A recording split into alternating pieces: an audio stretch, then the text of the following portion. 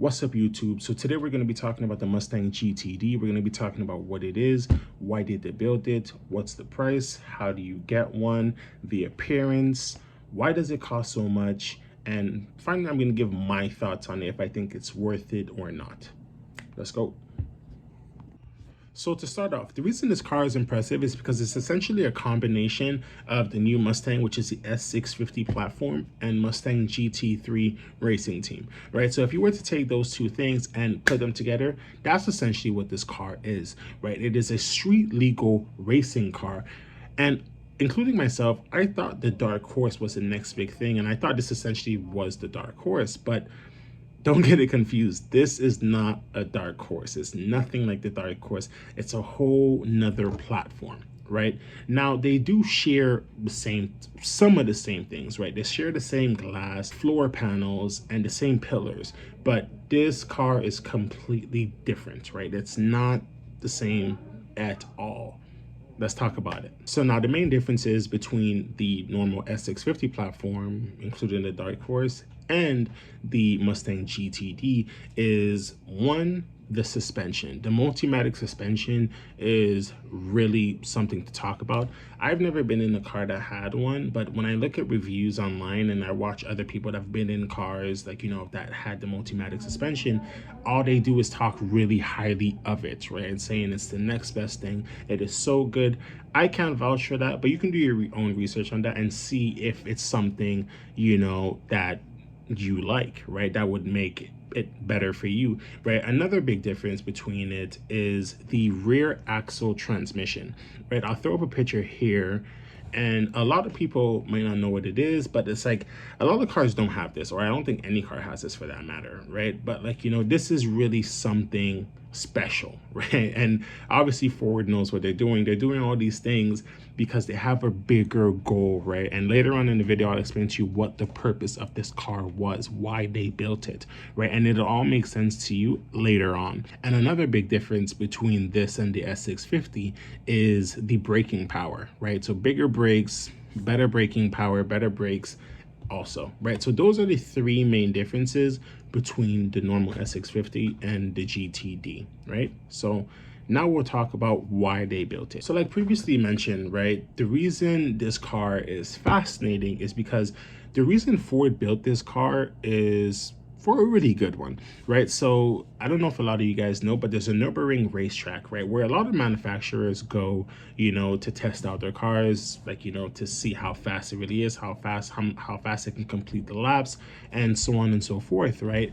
And Ford, what they're going for, they're trying to go for a sub 7-minute time, right? And if they are capable of doing this, this will be amazing. This will be something to talk about, right? Because the cars that have a sub 7-minute time are no ordinary cars, right? Like, just to name a few, you have the Mercedes AMG 1, right? You have the Porsche GT2 RS. You have the AMG Black Series. You have a Lamborghini Aventador SVJ. Right now, if you're a car person, you know that these cars that I just named are not like any ordinary cars, right? They're not cars you see on the street every day. They're not cars that are common. These are real supercars, close to hypercars, right? Like, these cars that are on this list are crazy. And for a muscle car, which is the Ford GTD, to be on the same time, on the same page as those hundreds of $1,000 cars, close to $1 million cars, would be amazing. Now, a lot of these cars, like I said, are very expensive, right? And that's understandable for what they're capable of doing, right? So that leads us on to a next point on why this car is actually amazing. So far, I don't know if anything is confirmed yet, but a lot of people are speculating that this car is going to be 300,000 US, right? Now, granted, that is a lot of money for a muscle car, right? Like, there's no muscle car out there that is worth that much. Not the Challenger Demon, the Jailbreak, no ZL1, none of that. right? So for a muscle car to be that expensive, it's not like a, oh, okay, no, no, no, no, no. This is really crazy, right? But as I said, if they can manage to put themselves on the list with the big boys, which is the SVJs, the AMG ones, the GT2RSs, the AMG Black Series, that is amazing, right? And when you look at the prices of those cars compared to what they're selling the Mustang GTD for, which is $300,000 US, apparently, right? That is a bargain. That is a great deal. That is amazing, right? Like, that is something that is unheard of, right? You don't see $300,000 cars really competing with over $600,000 cars, almost $1 million cars. You don't see that very often, or ever, right? So that's why Ford said, when and if they do this, this will be something to talk about. And believe you me, I will be talking about this because I love Ford. Out of all the muscle cars like the Camaros and the Challengers, the Chargers and stuff like that, Ford is it for me. The Mustang has always been it for me. So I would be jumping and screaming if they accomplish this. So far, no one knows how to get one, right? But I have an idea, but it's not confirmed, right? I really believe the way to get one of these is going to be the same way as the Ford GT, right? There's going to be an allocation, right? There's going to be a limited amount of these, and not everyone that wants one is going to be able to get one. Ford is most likely going to hand select a few applicants that they want to have this car, right? And they're going to be asking you, what are you going to do with the car? How are you going to build the brand's reputation? Are you going to be tracking the car? Are you trying to get the car to sell it, right? And chances are there's going to be some type of agreement on the contract where you cannot sell this car after before a certain amount of time, right? And it's the same thing they did with the Ford GT, right? There's an incident where John Cena, he got the Ford GT, he bought it for a certain amount, and then he sold it for a hefty profit, and there was legal action taken against him, but he was like, oh, they never told me that, I never knew. And then I believe Ford just dropped the whole lawsuit. So chances are they're going to be a bit more stricter with the rules, because that's not why they're building this car. They're not building this car to sell it for $300,000 for people to sell it for $600,000. They're not doing that, right? They have a goal, right? They're trying to make history here, and for people to just take the car that they built to flip it for money, that's not really their intention, right? So that's essentially what it's going to be. There's most likely going to be an allocation to get one, and not any and everyone is going to get one, right? So be prepared for that. So let's talk about the design cues of this car, right? As I mentioned, I love Mustangs, right? Especially the S650, right? That just came out. It really revamped it and made it look a whole lot better, right? But specifically with the Mustang GT, what I really love is that hood vent, right? The hood vent looks so aggressive, so mean, and so good. But the main thing that I really love that they did with this is the wing. The wing on that car is unbelievable, right? Like, it's not your ordinary wing where it's just bolted on to your trunk. No, no, no, no, no. This wing is something special, right? And me, I'm a car enthusiast. I love all cars, right? As well, especially like hypercars, supercars, muscle cars, and stuff like that. I just love cars, right? And when I see that wing, the vibe that it gives me the Koenigsegg Jesko, I don't know how you pronounce it, but it gives me that type of vibe, right? And for a $300,000 car to have the same kind of style wing as a multi-million-dollar car, that is amazing, right? So that is something else that I really, really, really do love about this car. And lastly, the aggressiveness. When you look at the wide body on it, the angles, the shark fin fenders, when you look at all those things, everything plays together. Everything is working perfectly. Nothing looks out of the ordinary, right? Like, everything looks like it belongs. And the thing with me is I'm never really a fan of wide bodies, because a lot of wide bodies just look you know, like just out of place. Like for example, you know, a Dodge Charger, the Hellcat, or a Challenger, the Hellcat, how the side just has that little circle thing. I never liked it, right? And for example, my Nissan GTR, when people put wide bodies on it, right, I don't like it. It just doesn't look natural. It doesn't look good in my opinion. Like, you know, I can respect the Liberty walks. I can, right? So I'm not gonna sit here and talk bad about it because I can respect it, but I just don't like it, you know? And they did a really good job of piecing everything together, making everything look like one, and everything just blends together, and amazing job with that. Now, throughout this entire video, I've mentioned multiple times that the price is 300,000 US, right? A lot of you guys might be like, whoa, 300,000 US for a muscle car? What the hell? No, I'm not spending that much money. That is ridiculous. That is not worth it.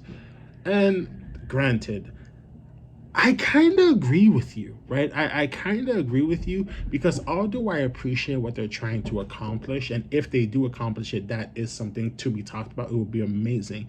But $300,000 for a Mustang is crazy, right? Like me personally, I wouldn't spend $300,000 on a Mustang like that. I would be happy with a dark horse or a GT premium, right? Because I feel like that already is enough car. There's no such thing as enough car because there's always room for improvement. You can always do better, you can always do more.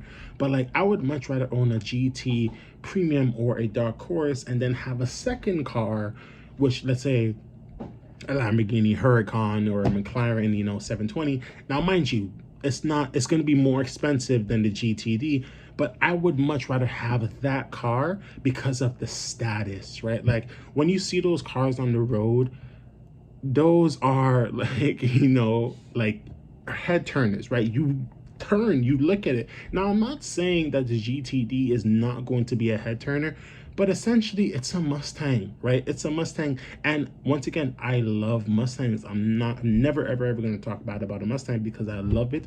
I love their brand. I love what they've done.